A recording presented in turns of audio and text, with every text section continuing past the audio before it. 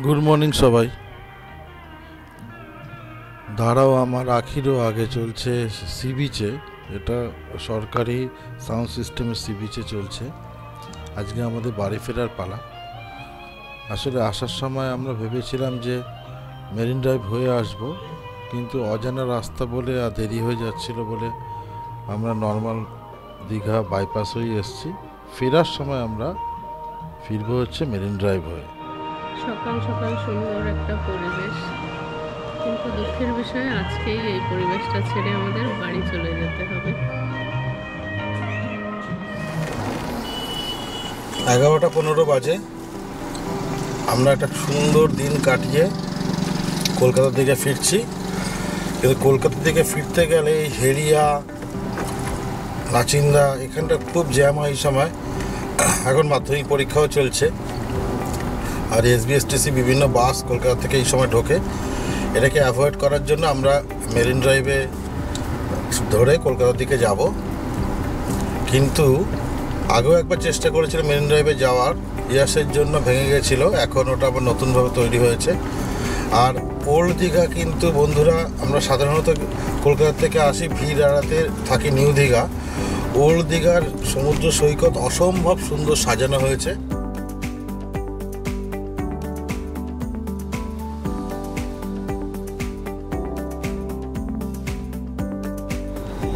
খুব ভালো লাগবে।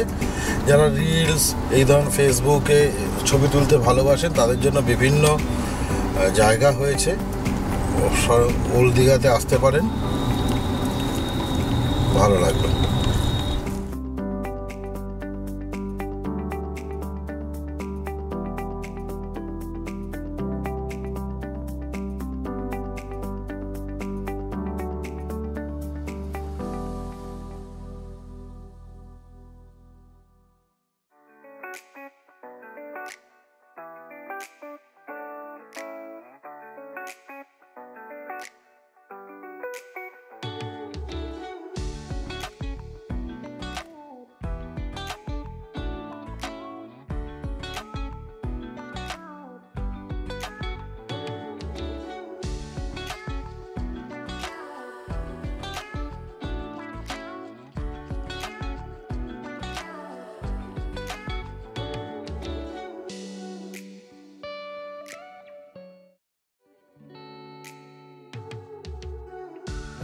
সৈকত সুন্দরী ধরে চলুন তাহলে ফেরা যাক কলকাতার দিকে। আমরা ফিরবো মেরিন ড্রাইভ মানে সৈকত সুন্দরী হয়ে।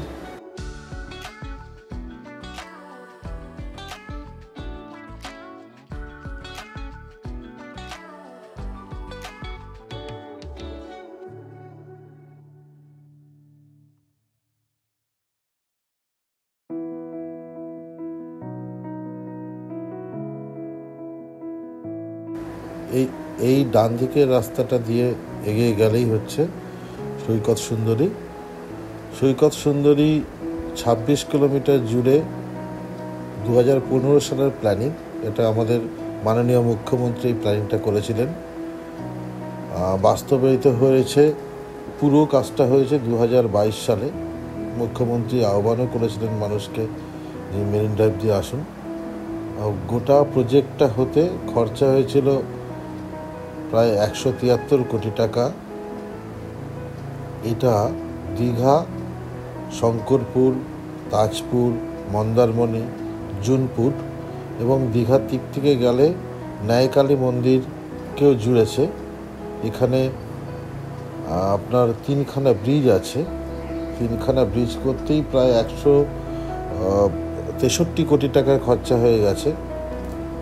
এটা সমুদ্রের ধারে কাছে 26 কিলোমিটার রাস্তা। মুম্বাই মেরিন ড্রাইভের আদলে দীঘা থেকে কাঁথি পর্যন্ত রাস্তাটা পরিকল্পনা করা হয়েছিল। এই রাস্তার নাম মুখ্যমন্ত্রী নামকরণ করেছেন সমুদ্র সৈকত লাগোয়া বলে, তার নাম দেন দীঘা সৈকত সুন্দরী। ফার্স্ট আসবে শঙ্করপুর, যা বোর্ডে লেখা ছিল দেখলাম, সেটা দেখালো শঙ্করপুর আসছে। গাড়ি নিয়ে যারা আসবেন বা যাবেন কন্টাইয়ের পর থেকে গাঁথির পর থেকে মেরিন ড্রাইভে ধরবেন, তাহলে এই লোকাল যে রাস্তার চাপটা এই রাস্তাতে নেই।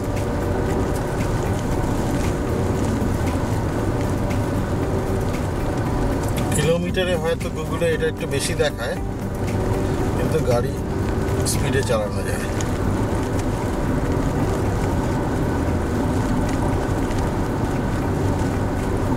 সমুদ্রের দেখা পেয়ে গেছি আমরা।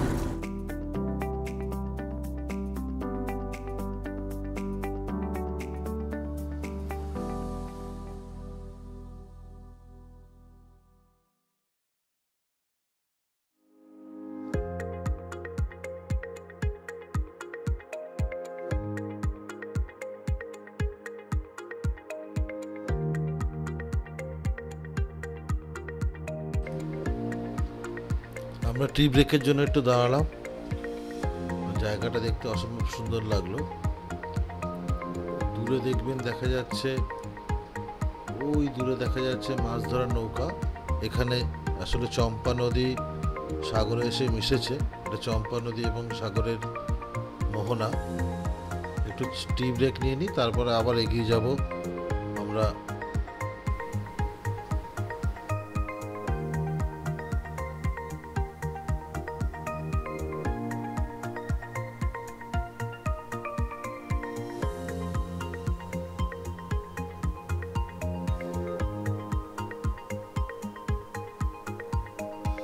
26 কিলোমিটার এই মেরিন ড্রাইভে থাকছে 3খানা সেতু, একটি ন্যায়কালীতে, অন্য দুটি হচ্ছে জলদা এবং শৌলায়।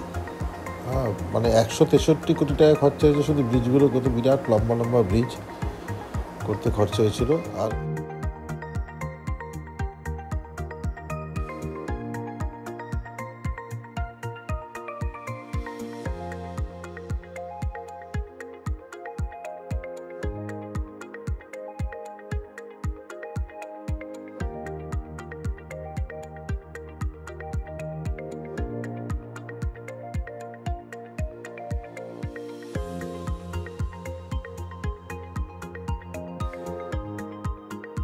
আর এখানে আর একটা, এই ন্যায়কালীতে ব্রিজটা করাতে, ন্যায়কালী মন্দির কিন্তু অত্যন্ত জাগ্রত এবং যারা মানেন হিন্দু ধর্মে তারা জানেন যে এটা প্রায় 300 বছরের পুরনো কালী মন্দির। সব থেকে বড় কথা হচ্ছে এই ন্যায়কালী মন্দিরের কিন্তু প্রসাদ হয় পায়েস। সেখানে রান্না করার জন্য আপনি পিতলের হাঁড়ি ভাড়া পাবেন 30 টাকা, আর যদি আপনি নিয়ে যেতে চান সেখানে মাটির হাঁড়িও কেনার ব্যবস্থা আছে, সমস্ত ব্যবস্থা আছে। আগে নাকি এই যখন ব্রিজ হয়নি তখন মন্দিরের সাঁতার কেটে পুরোহিত আসতেন পুজো দিতে, ফলে ন্যায়কালী মন্দিরও একটি দর্শনীয় স্পট হয়েছে এই রাস্তাটা হওয়ার পর সাধারণ মানুষের জন্য।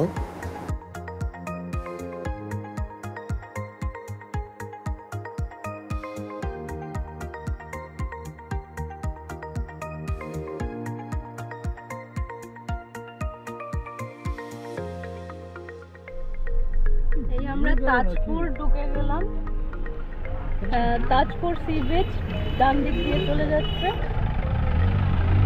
ঘুরতে কেন? আরে সমুদ্র সুন্দর, তাজপুর তো এই রাস্তা, ওই রাস্তা বেরিয়ে যাবে।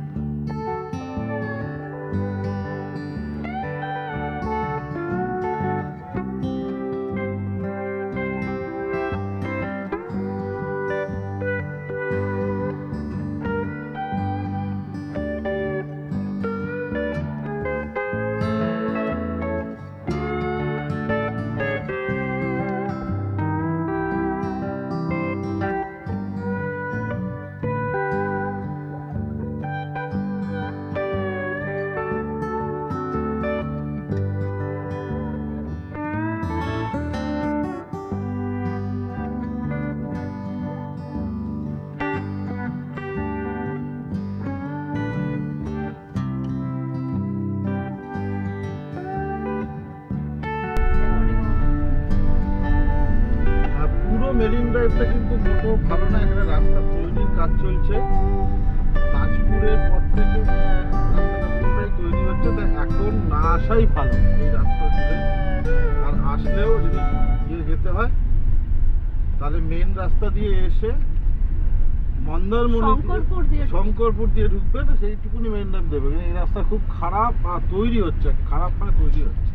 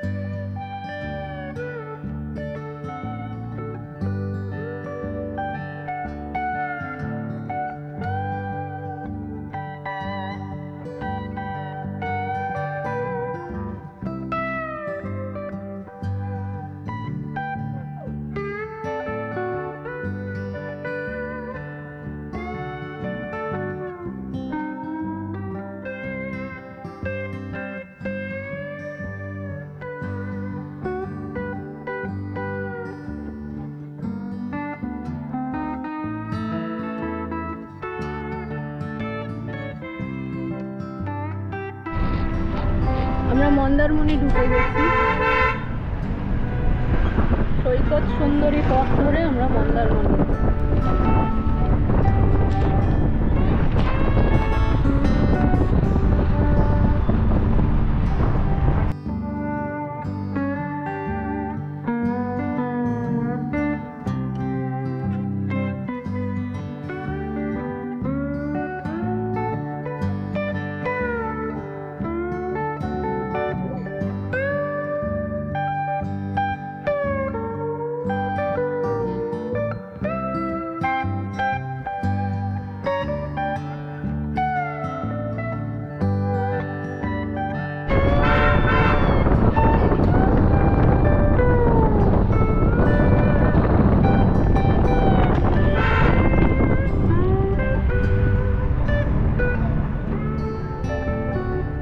মন্দারমণি বিচে চলে এসেছি। এখন আমরা একটু সমুদ্রটা দেখেই যাই।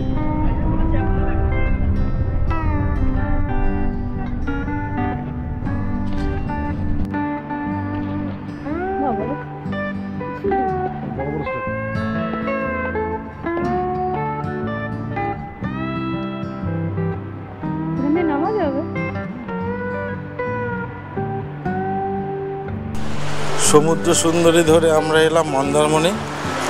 অ্যাকচুয়াল মাঝখানে কাস্টিং সিমেন্টের রোড হচ্ছে, ফলে রাস্তাটা খুব খারাপ। এই মুহূর্তে এই রাস্তাটা না ধরাই ভালো। বাইক নিয়ে যেতে পারেন, গাড়ি নিয়ে না ধরাই ভালো, কিন্তু রাস্তাটা হয়ে গেলে অসম্ভব সুন্দর হবে। একটু মন্দারমণি দেখে যাই। একদম সোজা বিচে এনে তুললো রাস্তাটা। রাস্তাটা দিয়ে আপনি এদিক ওদিক যেতেও পারবেন না, সোজা একবার আপনাকে বিচে আসতেই হবে, কারণ একদম বিচের ওপর দিয়েই যাচ্ছে।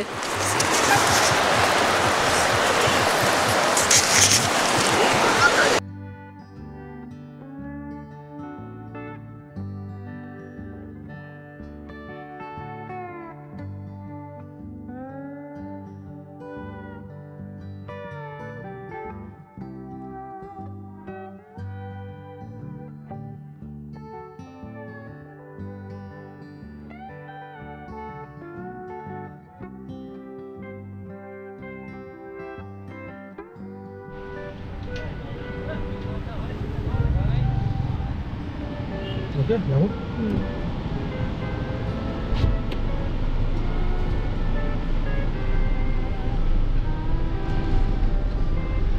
এই হচ্ছে মন্দারমণি থেকে বেরিয়ে আসলাম ডান দিক।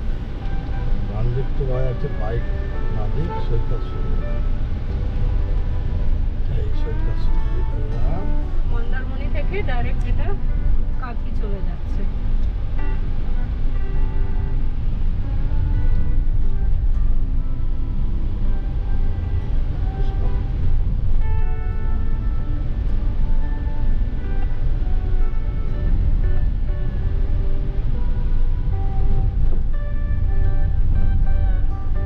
মেরিন ড্রাইভের এখন প্রচুর কাজ বাকি, এখন যাতায়াতের মতো সুটেবল নয়। যাক, আপডেট দেওয়া হলো, নেওয়া হলো, দেওয়া হলো। হ্যাঁ, আপনাদের জন্য আমরা এই কষ্ট স্বীকার করতে রাজি আছি। কষ্ট বাবা, বিশাল কষ্ট। কষ্ট।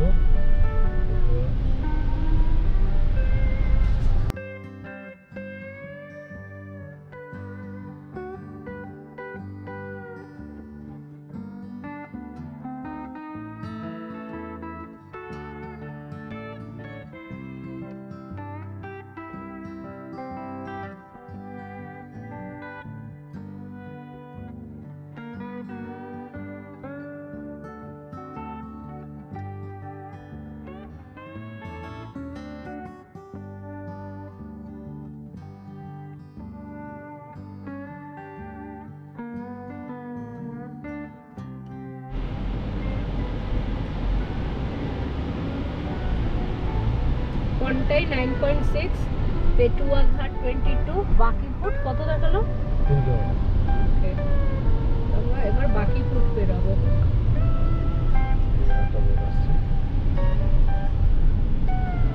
কাঁথি হচ্ছে সোজা, শৌলা হচ্ছে সোজা, পুরুষোত্তম পর্যন্ত আছে। ওই যে শৌলা ব্রিজ বলছিল না, শৌলা ব্রিজে উঠে গিয়ে তারপরেই ওটাই কাঁথিতে ঢুকিয়ে দিচ্ছে। এই রাস্তাটা গিয়ে শেষ হচ্ছে শৌলা ব্রিজে। দ্যাট মিন্স ওটাই শৌলা ব্রিজ মানেই আমরা কাঁথি পৌঁছে গেলাম। Yes, Shaula bridge. রাস্তাটা খুব সুন্দর হয়েছে। আর 2-3 মাস পর গোটা ও এই যে শৌলা ব্রিজ। ও তাহলে তো কাঁথি পৌঁছেই গেলাম। ও আচ্ছা আচ্ছা, এটাই শৌলা ব্রিজ।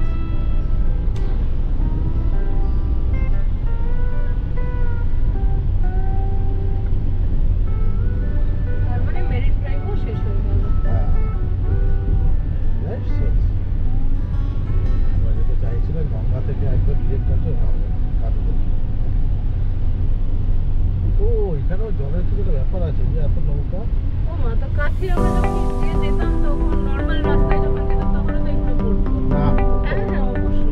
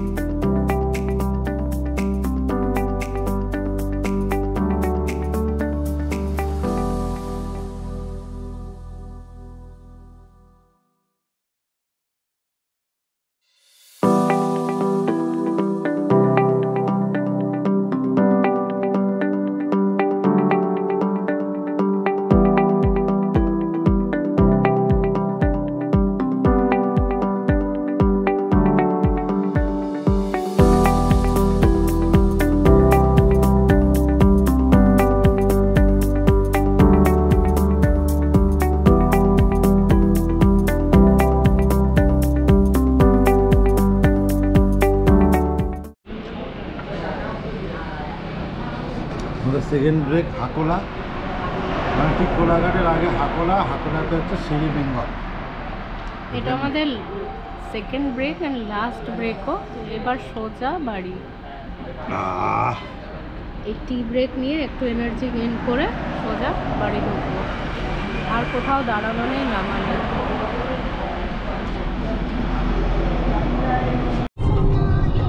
চা খেয়ে আমরা কোলাঘাট থেকে বেরিয়ে গেলাম। এবার সোজা বাড়ি গিয়ে দেখা হবে। কোলাঘাটে নদী পেরোচ্ছি। সত্যি বাবা, দিনটা শেষ হয়ে গেল, মনটা খারাপ। কোলাঘাট মানে বাড়ির দিকে। কোথায় এটা? হাওড়া। পূর্ব মেদিনীপুর থেকে হাওড়ায় চলে যাবে। চলুন দেখা হচ্ছে বাড়ি পৌঁছে। নেক্সট ব্লগে।